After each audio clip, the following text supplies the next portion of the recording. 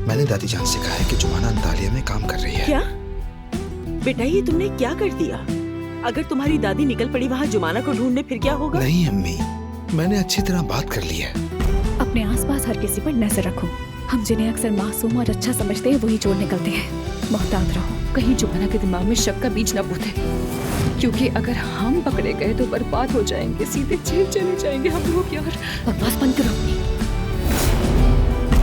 मैं जुमाना के पास जा रही हूँ, मेरे पीछे आने की कोशिश मत करना। जुमाना, मुझे तुम्हारी मदद चाहिए। नाज़ली से जाकर बात करो। दादी घर से चली गई हैं। क्या? हाँ जुमाना,